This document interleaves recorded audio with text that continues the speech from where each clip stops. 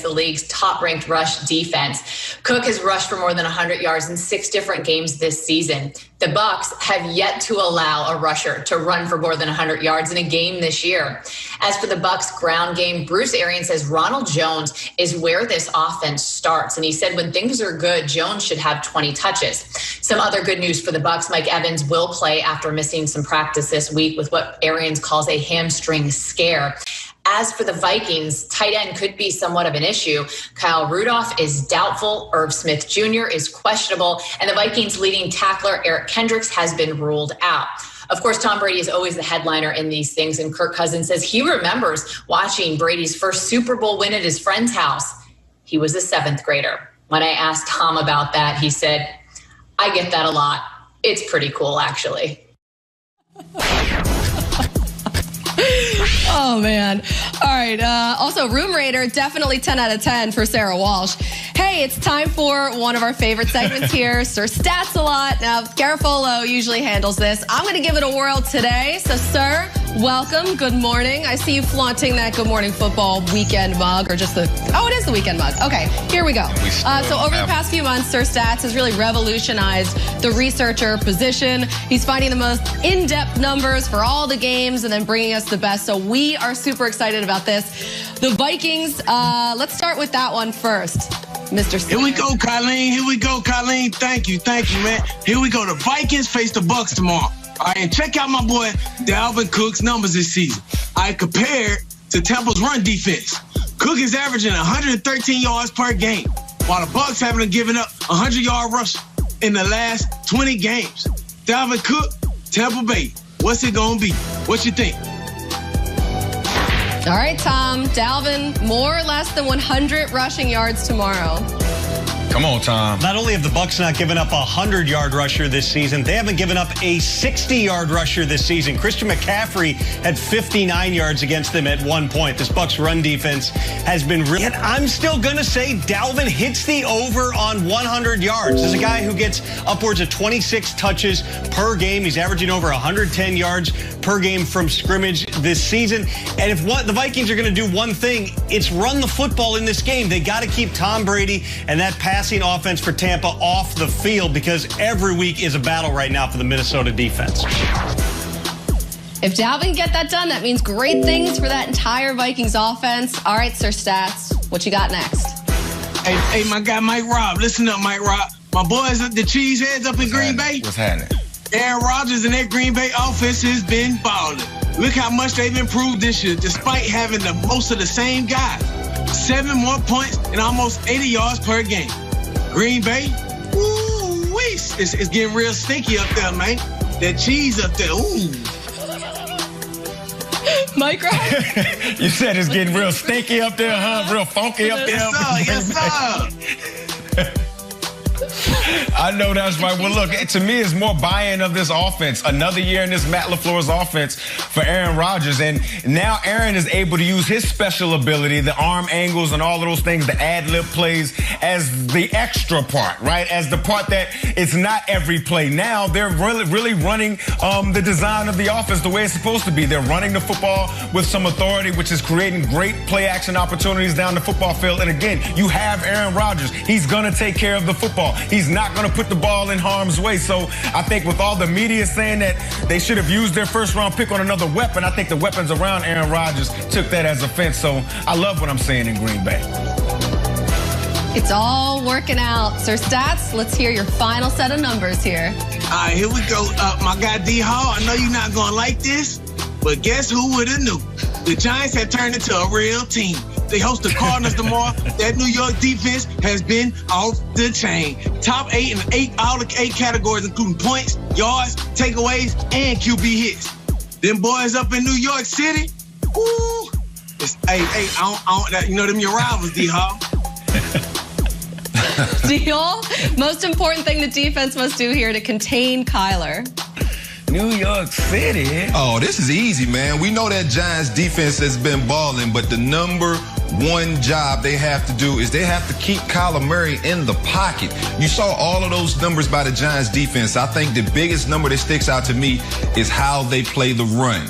not allowing Kyler Murray to use his legs to beat you and only by throwing his team to a victory, that's how the Giants can win this football game. I don't think they will, but if they had a chance, that's how they're going to do it. Keeping Kyler Murray in the pocket, making him throw the Arizona Cardinals to a victory.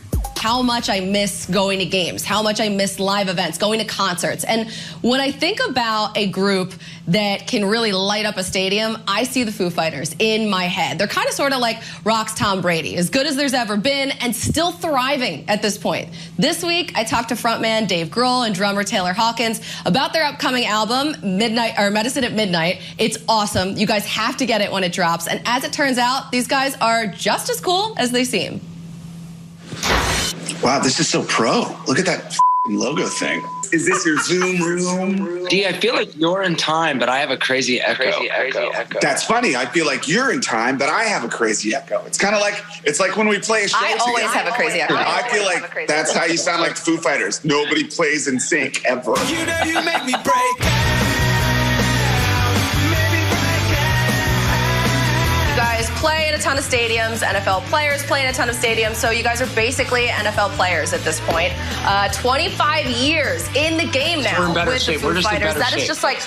Listen, nobody needs to hear me play the guitar, trust me. But you do need to get their new album, Medicine at Midnight, when it comes out Friday, February 5th. Excellent way to start out your Super Bowl weekend, everybody. And listen, if you want to see the entire interview, it's awesome. You can check out GMFB on Twitter right now. It's up there. So, guys, let's keep it with the Foo Fighters theme here because mostly I'm a monster now, and that's what I want to do. We're going to use some of their songs to describe NFL teams and players. Let's start with the song here, Breakout. We'll listen to it for a second, get in the sort of zone.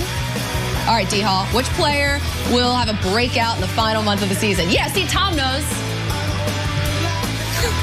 Oh, wow. Who's going to have a breakout? I'm going to have to go with Cam Akers, LA Rams running back. We've seen him come on the last couple of weeks, but this rookie is explosive. We know what Sean McVay and this offense is trying to do. They want to set you up by running the football and then use those great fakes, right? Those great fakes in the play-action pass game so Jared Goff can pick you apart.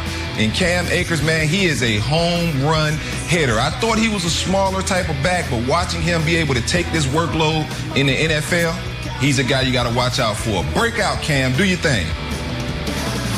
I love it. Imagine if there were fans in that stadium, too. I mean, what a crazy year this would be in that brand new stadium. How about this one? Their new single, Shame, Shame, for the Foo Fighters. That's up next, so let's hit that for a second.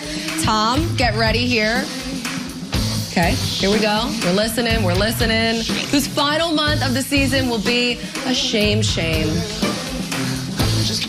The entire Chargers season has been a shame to this point, from close losses to the 45-0 loss to the Patriots to all the brutal injuries to jamming a needle in Tyrod Taylor's chest and losing him for a game.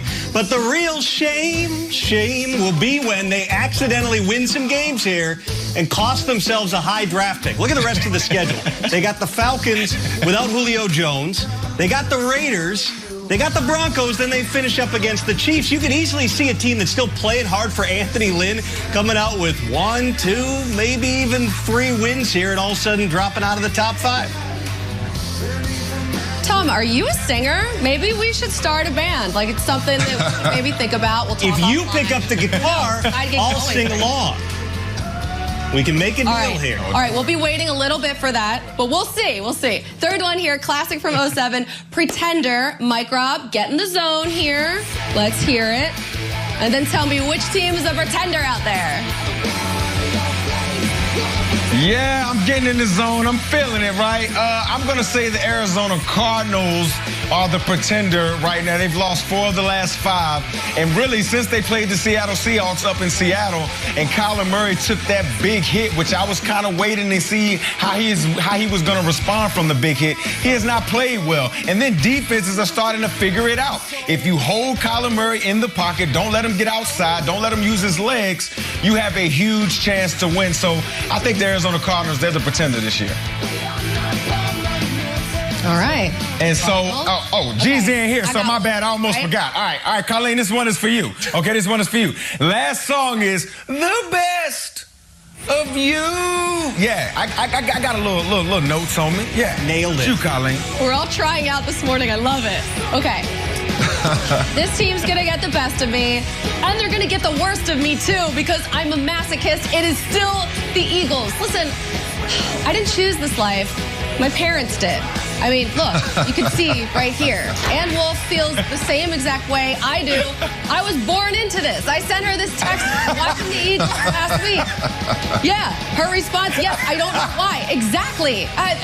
This is a situation where it's for better or worse, and there's been a whole lot of worse, and sickness and health, and I feel like, it sometimes does feel like a sickness following this team this year, but they're still going to get the best of me, and I'm going to see this thing through. It's like doing laundry a little bit, though, at this point, because it's a process that I don't really enjoy. It has to get done.